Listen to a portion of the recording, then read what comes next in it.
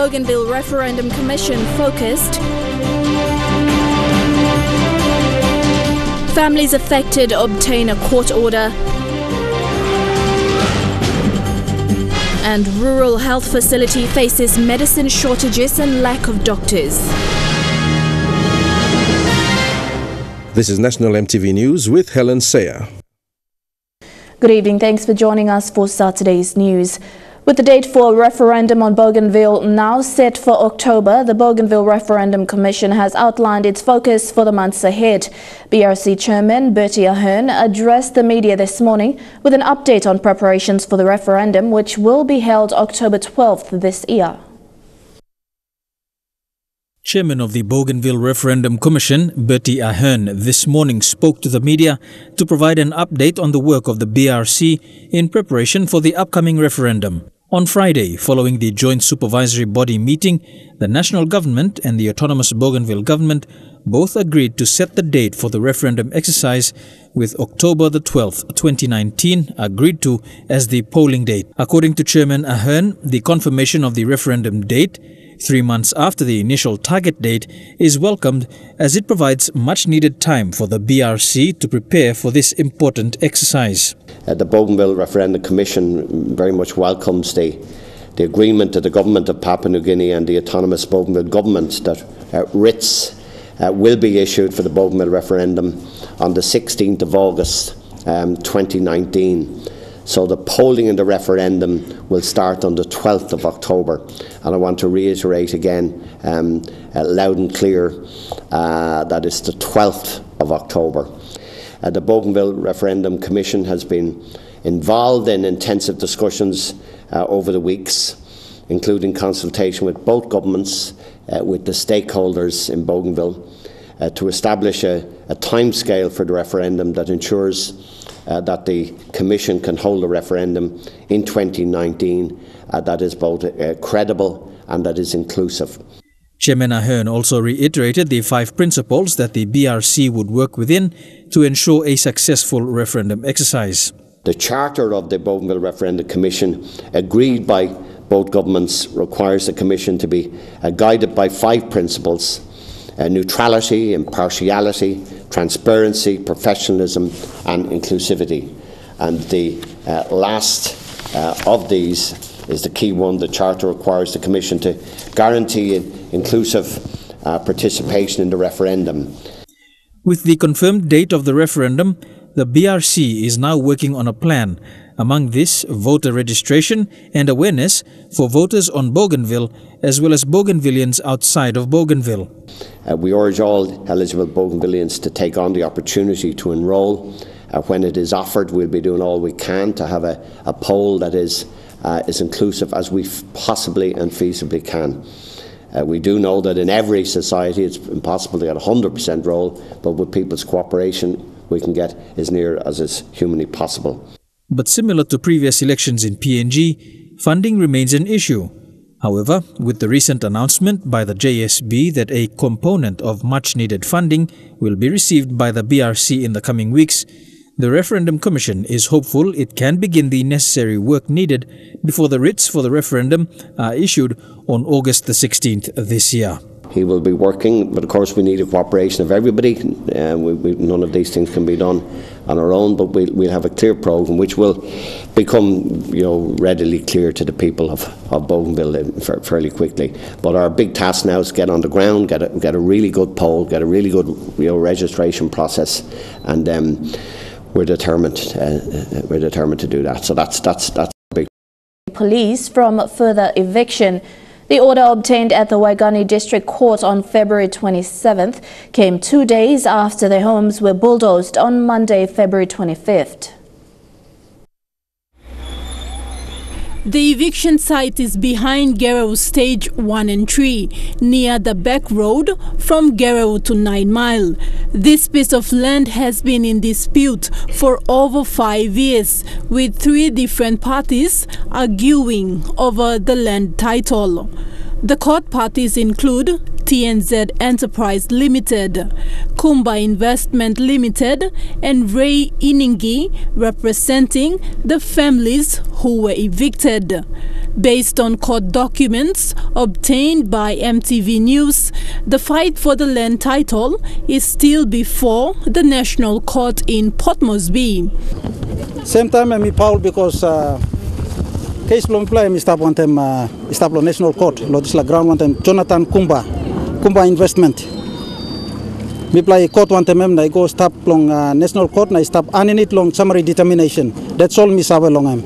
But this la court order I come lo district court and mi no sabe long am. Even this la court order now mi stop lo here. Mi play no bin 10 up lo court. Only no bin summoning mi play long 10 up lo court long talk long side story blo mi play lo court lo defend mi play. Mi play no bin appeal lo court. This la court order bin come up same time same speed. Only come evict mi play. Evict mi play lo ya. No ka play eviction notice tu lo ya. I come up lo ya mi play kisim. Na warrant tu mi no looking one warrant lo ya. But warrant suppose all one me all working warrant of this la eviction. And then I stop jurisdiction lo mi lo sabe but. On Monday this week, at least 50 families were evicted, their homes pulled down and destroyed while they watched helplessly. Most were permanently built houses that had electricity and water supply connected. This footage that touched the hearts of many shows a student who returned from school on Monday afternoon to find his home pulled down in the eviction. The footage is being shared numerous times on different platforms on the social media. Now mi pla walk long put him stay order, mi pla put him stay order finish. All right, now ba mi pla gone, mi pla put him lo court. Now mi pla engage him lawyer blong, mi pla engage him lawyer finish. And ba take him up la case blow mi pla. But it all comes down to who is the legitimate landowner with the proper land title. Thekla Gunga, National EMTV News. For a rural health facility, the Lutheran-run ETEP Rural Hospital in the Tewa CSC district appears to be fairly well equipped. It has an operating theatre, a small pharmacy and an X-ray unit. Staffed by 2 expatriate missionary doctors, the hospital has taken over a large chunk of Moreby's medical burden. However, medicine shortages and the lack of local doctors willing to live and work at ETEP continues to affect the hospital's services. Scott Wiley reports. ETEP Rural Hospital is 10 kilometers inland from Wasu along the northwestern coast of the Morbe province. The Lutheran Hospital serves more than 200,000 people from 3 districts and is partly supported by German Lutheran churches. As a rural hospital, it is fairly well equipped, but it also faces the same problems that other hospitals are facing. Delays in medical supplies means that the hospital has to dig deeper to fly in medicines. Staff here say the current arrangement where logistics companies supply medicines is not working for them. Previously, time like kisim marasin through long directly area medical store come all get along Lutheran shipping nasa delivery come here me plus I kiss him long time like but then now since for all Arab company take over long logistic delivery marasin me play face him heavily click long kiss him marasin lot time. Sorry. Simon Ganal is a German volunteer doctor who came to ETEP over a year ago with his family. They live permanently within the hospital grounds. He's been able to do many of the operations that would have normally been referred to Angau Hospital in Ley. So sometimes me pla pidim OSMM forgotten hablik. Me pla lose him ting long all role places. So me pla look him strong long Port Moresby, long Lane, long big pla city lik. Suppose you look him here infrastructure, make him walk long me, long all get a narapla walk man Mary now long all get a line heavy. As a volunteer doctor from Germany, he gets support from his church congregations back home. It's a short-term solution that will probably last as long as he remains at ETEP. This is a concern for local staff like Sisive Ronapo. Osembol expatriate come na oliko na namel time previously me play face him heavy that me play been inoga doctor lo sample here. In order to make the operations of ETEP better, the hospital needs to be recognized by the government as a district hospital. The added benefit of that recognition will be the ability to order medicines every month and more funding recognition. But whether the money and the medicines come on time is another story altogether. Scott Waide, National EMTV News, Lae. A local non-government organization in Lae is working in partnership with Safe Houses to assist survivors of family and sexual violence. Family PNG runs a case management center for the survivors with support from faith-based organizations and the Australian government through the Pacific Women. Yesterday, representatives from the organization received food donations from the Baha'i community in Lae.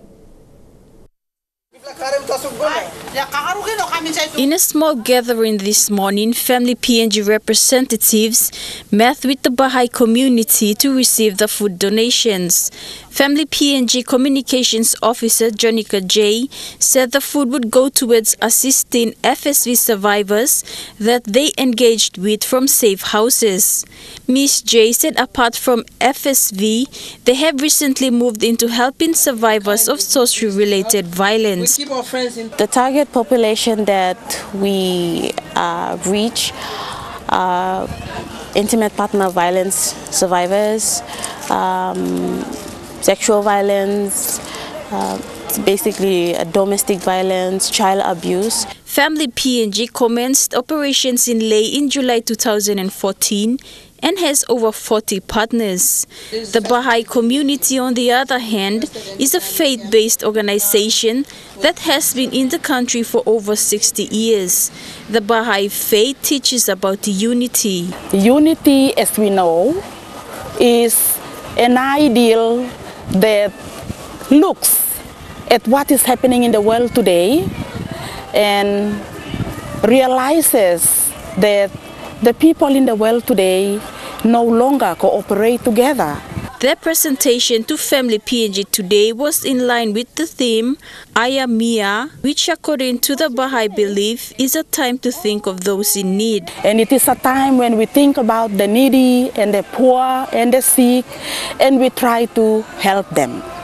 Therefore, this year we decided that we would assist the survivors of domestic and sexual violence. Magdalene Wima, a member of the Baha'i community in Lae, said this was their first engagement with Family PNG, and she was adamant for more as both organizations shared a common interest of serving humanity. Charlene Airy, National EMTV News, Lae. 18 more refugees have departed Port Moresby for the United States of America. Immigration and Border Security Minister Petrus Thomas announced this recently. The 18 refugees have gone through an independent screening process carried out by the U.S. Department of Homeland Security and were successful. The departure of these 18 refugees has brought to total 218 who have moved to the U.S. since the first batch departed on September 2017. Minister Thomas further said that the number of refugees and non-refugees under RRA is progressively decreasing, with now only 525 remaining in PNG. Now, PNG's first ever television breakfast show, Good Morning PNG, premiered this morning on MTV. Hosted by Tasman Samuel and radio personality Shares, the show brings you latest news with resident newsman Meriba Tulo, latest sporting events, and highlights from Peter Pusal, the national newspaper sports editor. Entertainment news is anchored by Ikea Pakop from MTV's Elite Music Zone, and weather updates by our new weatherman Richard McGay. The one-hour show debuted this morning. Take a look. Major centers and predicted thunderstorms towards the end of the week in Port Moresby, Daru and Popondetta. Kerma and Alata should be fine with a minimal cloud cover. Up in Mamase, the scattered showers and thunderstorms have been predicted throughout the whole week, with storms and cloudy weather forecasted for about several days from Lae all the way up to Vanimo.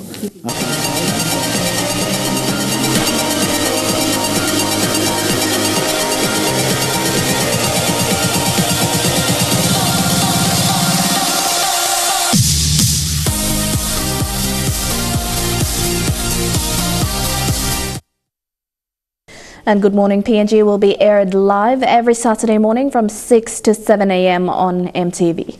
Now we'll go for a break and be back with more on National EMTV News. Don't go away.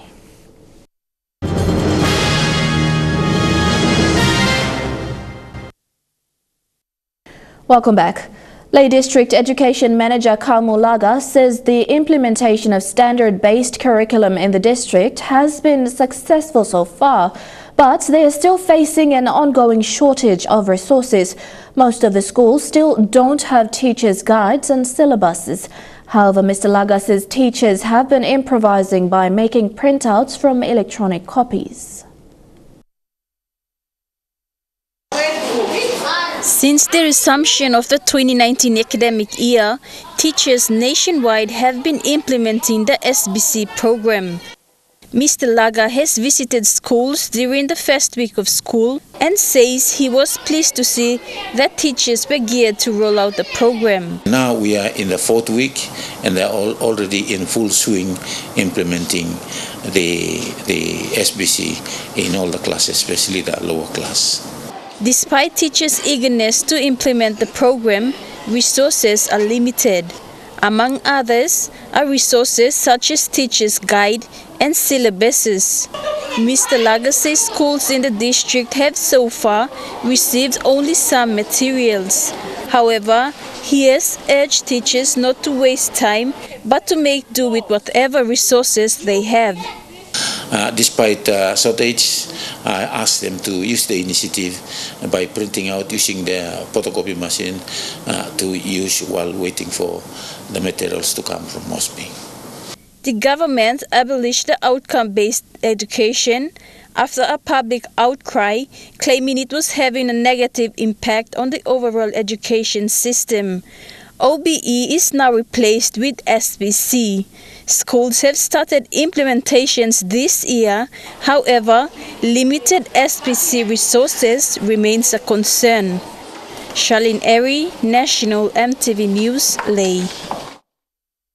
Staff and students at the Port Moresby Business College have been advised to continue normal school operations following interference in the appointment of staff. Earlier this year, Minister for Higher Education Pilan Ningi appointed a new principal, Willie Angu, against the standards of the Teaching Service Commission. The TSC has now suspended Mr. Angu and referred the minister to the Ombudsman Commission. Anet Kora has more. TSC Chairman Baran Sori said the intention is not to disrupt the operation of the school but to correct the error made, stating that lecturer Willie Angu was illegally appointed by the Minister for Dehest. His suspension came into effect as of Monday, the 25th of February 2019. So the decision of the Commission to suspend the acting principal appointed by the Minister for Higher Education does not affect the authority of the Teaching Service Commission in suspending the principal, because consistent with the Teaching Service Act, the appointment of all the teachers in national institutions, including Port Moresby Teachers College, is vested in the National Education Board for all national institutions. And it is the authority of the National Education Board to make appointment decisions. And that is final. However, if teachers are agreed over the decision of the National Education Board, they can appeal to the Teaching Service Commission under Section 12 under Section 12 and 13 of the Teaching Service Act. The charges and suspension follows his disobedience to lawful instructions from the chairman of the National Education Board. It also follows his illegal suspension of the deputy principal of Port Moresby Business College. Included also was his use of the Department of Higher Education, Research, Science and Technology letterhead When all administrative and legislative powers are still with the National Education Board, the Teaching Services Commission, and are yet to be transferred to DHEST. Prior to his suspension, the PNG Teachers Association held a conference making their stance known that Mr. Niningi, as Minister for Higher Education, has absolutely no authority to appoint the principal of Port Moresby Business College, yet alone the authority to exercise the powers of the National Education Board, which even the Minister for Education does not exercise. Therefore, a decision was made to refer the Minister to the Ombudsman Commission. Students and staff of the Port Moresby Business College have been urged not to feel discouraged by what has transpired and to continue normal classes and school operations accordingly. Annette Cora, National EMTV News. Schools will now be the target to drive the government's water, sanitation and hygiene, or commonly known as the WASH policy. This policy aims to convey the message of a healthy practice of providing better facilities to clean water and proper sanitation for all. National Planning Minister Richard Maro says to accelerate this policy, government wants schools to drive the message for the WASH policy. To accelerate development efforts to reach targets, government is now focusing boarding schools as a matter of urgency.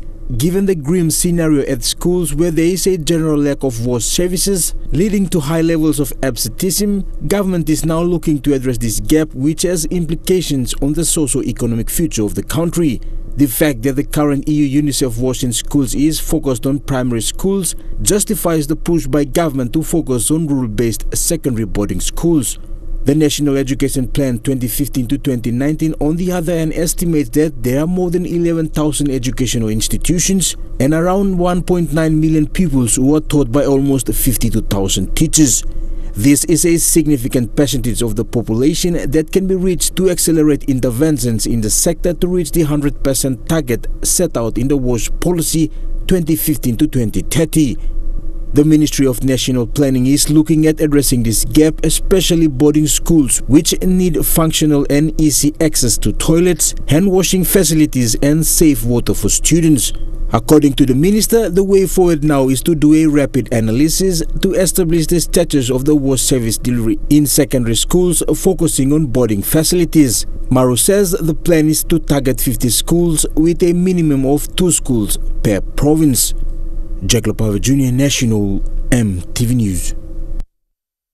National Planning Minister Richard Maro was one of 2 negotiators from the Pacific ACP group that attended the leaders' meeting in Samoa early this week. This responsibility as negotiators was approved by the Pacific leaders at the PIF meeting in Nauru in September 2018. Samoa is the other negotiator. During the dialogue, Minister Maro expressed his keen interest to see the region put on a strong force in what it wants in the new agreement with the European Union. For many island countries, the EU has had over 30 years of bilateral relations. Hence, the dialogue was an opportunity to strengthen key traditional areas and venture into new and emerging business in the region. The successful conclusion of the dialogue in Samoa will now see leaders addressing key issues in the coming months. Some of these include climate change and disaster resilience, safeguarding the region's resources and security, health and education. Daulo MP Pogi Ugate is embarking on building and improving road network in the district. Speaking to MTV News, MP Ugate says only better roads will help deliver other vital infrastructure and improve people's lives. The Daulo District Development Authority presented 1.5 million kina to the Works Department for roadworks in the district. Daulo District is one of the remotest parts of Eastern Highlands.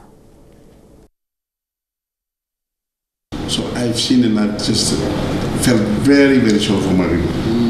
Badly need the road. So we are taking priority. And at the same time, we are partnering.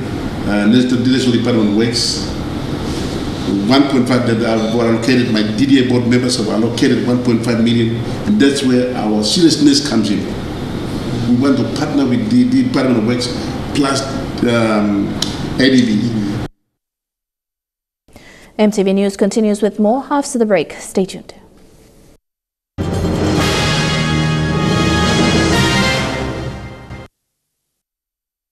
Welcome back to the news. Buying and selling online is fast becoming popular in Papua New Guinea, especially amongst young entrepreneurs. Today, you can buy almost anything online, from car parts to jewelry and even household goods. And those active on social media know just where to look. This is a story about Rachel Andrew, someone who is using online selling to advertise and sell her products. Rachel Andrew is married with 2 children. Her interest in doing business online began few years back when she was introduced to Boss, a Chinese-owned sales company. Little did she know that 3 to 4 years later, she would be making her own money through online selling. Online sales maybe starting low 2016. That was 4 years now. Since 2016, I started up doing that when I joined a new business. I'm coming to Papua New Guinea. It's called Boss. The advantages of online selling, especially through Facebook, include low advertising costs, and most of the customers you'd come across are people you know and trust. Rachel orders a variety of products, from women's jewelries to perfumes and handbags, and resells with their own markup. To do sales online, what products to sell, and how to find customers and all this. So with that, I started from there. I created a page on my own, and then I started selling products. She is one of hundreds of other women who are conducting similar businesses with the aim to make some profit. Today, Rachel is the administrator of Port Moresby's Raise Online Shopping Mall, a page on Facebook where she advertises the kind of products she sells. On how to create the page and all this. I created the page, which is Port Moresby Raise Online Shopping Mall. From there, I did orders on my own on the internet. I received stuff like jewelries and smartwatches and clothes and all this. I started selling from there. She has over 1,700 followers. Most are her customers. Thakla Gunga, National EMTV News.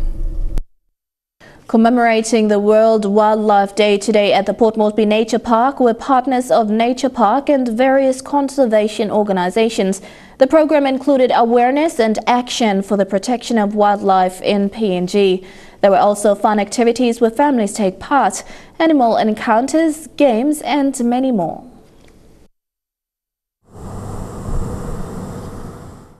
This is the 5th year that Port Moresby Nature Park celebrates World Wildlife Day in partnership with ExxonMobil, their event partner, and the national newspaper, their advertisement partner. With the theme Life Below Water, conservation organizations across PNG flew in for the 3-day program where they presented the work they are doing in relation to conserving wildlife. Speaking to EMTV News, Nature Park's General Manager Michelle McGeorge says participants shared their conservation work and raised issues that are affecting wildlife in the country. Papua New Guinea is really lucky. We're only 1% of the total world's landmass, but Papua New Guinea holds more than 7% of the world's biodiversity. So that's 7% of all plants and animals for the whole world are found only in Papua New Guinea. While the exhibits are showcasing what their organizations are doing, Park Manager McGeorge highlighted that there are a lot of threats to the wildlife. All about being positive. We do have a lot of threats to wildlife in Papua New Guinea. In particular, population growth is one of the biggest challenges because as communities get bigger, there's more and more need to hunt for food. But what we're trying to do is share the positive messages so each of us can make a difference. So for those of us that live in the city in Port Moresby, if we eat meat bought from the supermarket rather than eating bush meat or wild caught meat, that's one little thing that we can do. And also too, thinking about our waste, because obviously the theme this year, Life Below Water, our marine animals are affected a lot by plastic and pollution in the ocean. The day was also filled with fun activities, games and a bouncing castle and face painting by ExxonMobil volunteers. Patricia Chiamo, National EMTV News. Turning overseas now, Osama bin Laden's son Hamza is emerging as the new leader of the Islamist militant group Al-Qaeda. The U.S. State Department is offering a $1 million bounty on his head, and Saudi Arabia has revoked his citizenship. Only a few images of him. His current age is guessed to be around 30, and he's believed to be living in hiding in either Pakistan or Afghanistan. Hamza bin Laden is a figure shrouded in mystery, but the State Department says he's emerging as a leader of Al-Qaeda, and some think a possible replacement for the terror group's current top leader, Ayman al-Zawahiri. He seems to be very charismatic. Ali Soufan is a former FBI agent and expert on Al-Qaeda. He has been groomed since his father's death to take a more senior role in the organization. Hamza bin Laden grew up a poster child for Al-Qaeda, appearing in propaganda videos like this one, and thought to be his father, Osama bin Laden's favourite son. As an adult, he's threatened America in audio recordings, yet only now has the US government offered money for help capturing him. Just the fact that he is bin Laden's son create the belief out there that he might be able to, try at least to fill his father's shoes. Ali Soufan believes Al-Qaeda is potentially more dangerous than ever before. The terrorist group and its affiliates are estimated to have tens of thousands of fighters across the Middle East and Africa. A man has been killed after his plane crashed into an 18-story apartment building in Florida. The aircraft was towing a banner which appeared to get hooked on a nearby building before the accident. The plane's crumpled wreckage still lying 160 feet below where it slammed into the side of this high-rise. The caller is advising that the plane crashed into his apartment. Surveillance video capturing the moment a banner trailing the plane appears to get caught, the plane disappearing off camera. That entire building quickly evacuated. Inside, you can see the damage in one resident's kitchen. This yellow banner plane was in the air for 90 minutes before crashing in between the 16th and 17th floors of this Fort Lauderdale condo, leaving that gaping hole. I heard a loud bang, and then a couple seconds later it crashed. The pilot, the only person on board, did not survive. Construction crews were working on the deck below at the time of the crash, while residents were inside the building. Incredibly, none of them injured by the falling aircraft. Could have been much worse. It could have been substantially worse with a lot more injuries on scene. You're with Saturday's news. Up next, some sporting updates in Chukai Sports.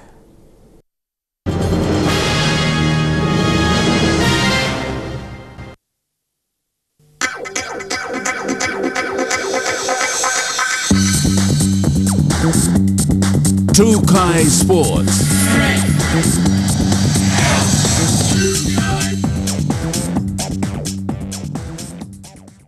Welcome to Chukai Sports. To Super Rugby, the Highlanders lost to Melbourne while the Hurricanes got their stars back and romped home against the Brumbies. Here are the highlights. Even with his ongoing knee issues, there's no slowing down for Dane Coles. Not to be outdone was Palmerston North boys product Nani Laumape. And then TJ Perenara and Coles combined for some magic of their own. For Perenara, trying to thread his way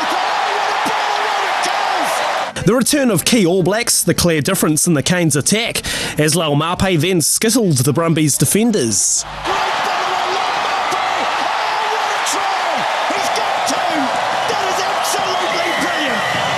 Laumape back to his rampaging best, but his third try was more speed than strength.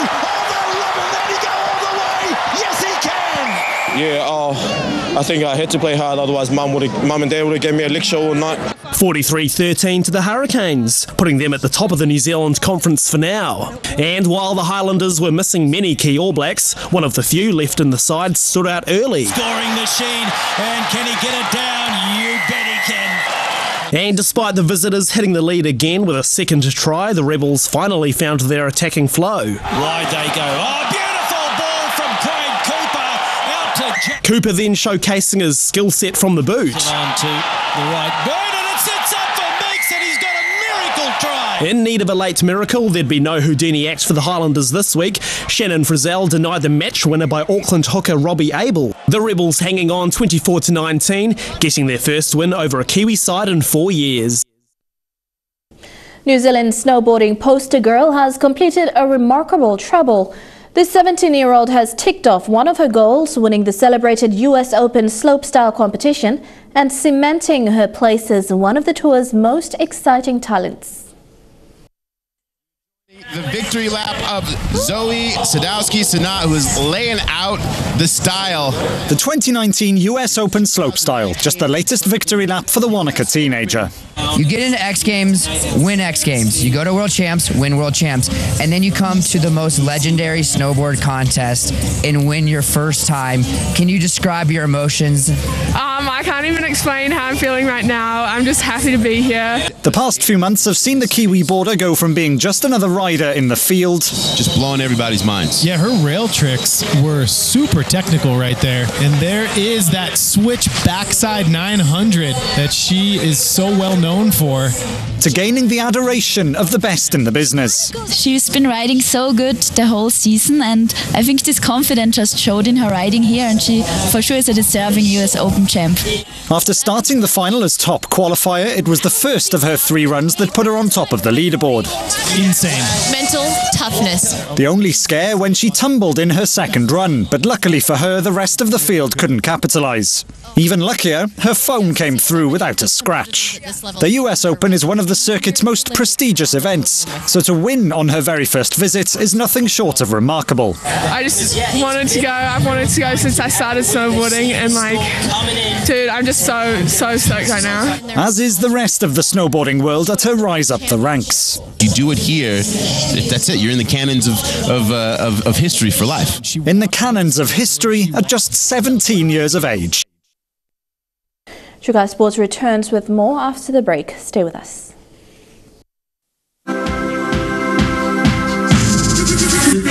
Trukai Sports.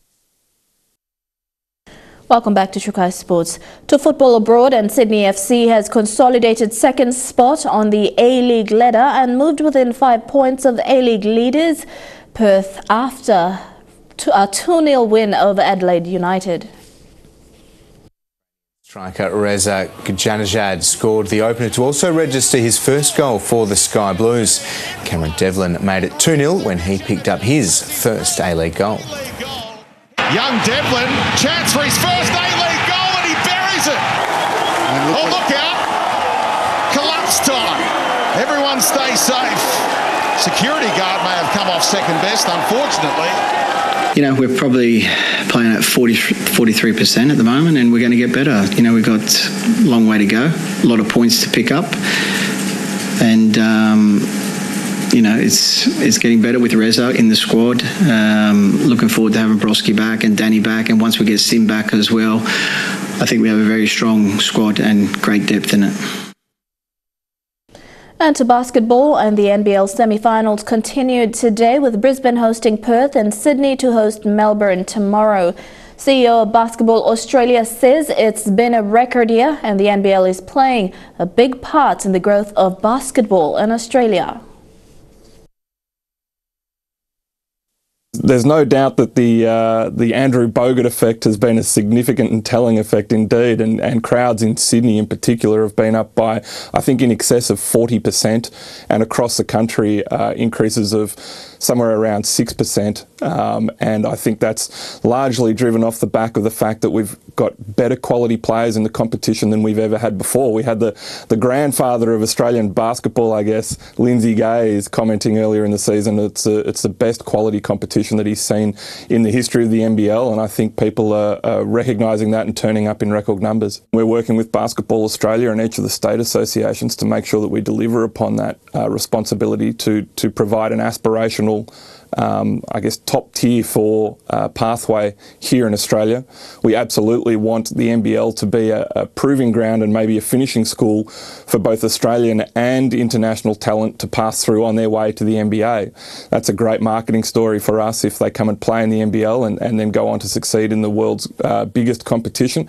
At the same time, we think we're a really favourable and positive league from the point of view of international players and Australians returning from the NBA or coming to play in the NBL towards the end of their careers. So there's a really important role for us to play there, but at the same time, while we want to feed into the NBA and out of the NBA, we also want to establish our position as the second best domestic league in the world, and I don't think we're far away from doing that at all.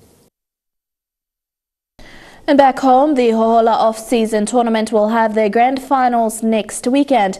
So far, the teams and the crowd have been disciplined, ensuring a good community atmosphere at the field at Hohola.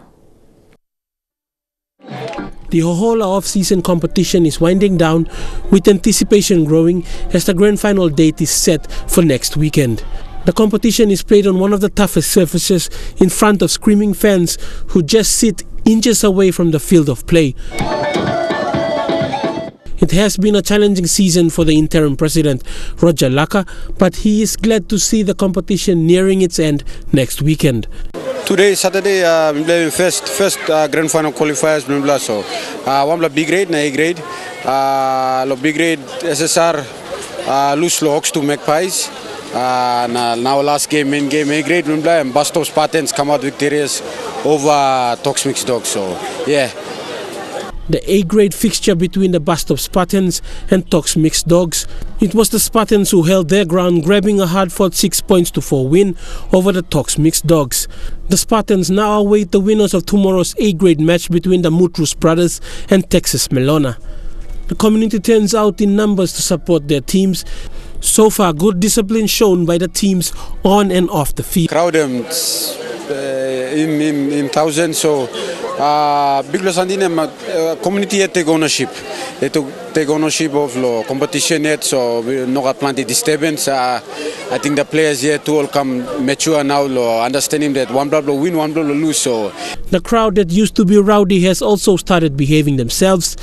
There used to be a need for police presence, but now the teams and their supporters have been behaving themselves. They all players yet all play inside, so far I think 2 weeks go past now today too you can look at some no big incident or maybe don't even use him police tool or many old man. So let all understand sit down good now watch the game. So yeah, hopefully we can bring that also go tomorrow next week.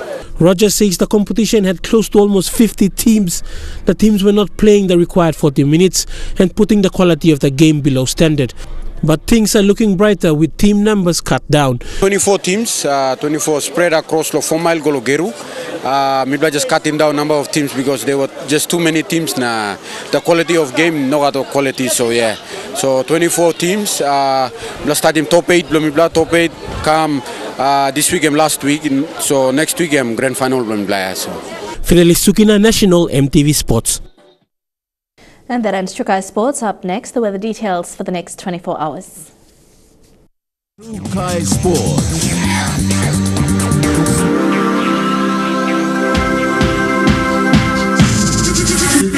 Chukai Sports.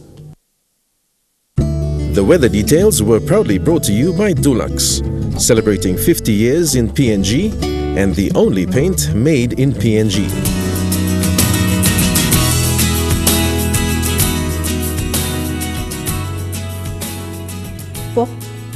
A look at the weather forecast for tonight and tomorrow. In the southern region, fine weather in Port Moresby, Alutau and Popondetta. Daru and Kerema can expect a few showers tonight and tomorrow.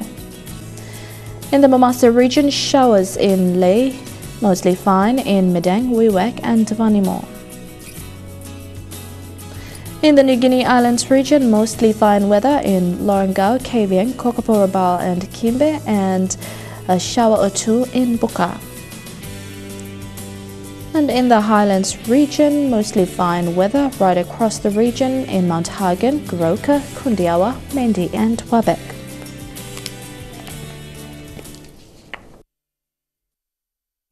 The weather details were proudly brought to you by Dulux, celebrating 50 years in PNG and the only paint made in PNG. And that has been the news, sport and weather for today, Saturday the 2nd of March 2019. Enjoy tonight's viewing, and also a reminder, EMTV's reality TV series Green Angels is on again at 9:30 p.m. tonight. Tune in for that.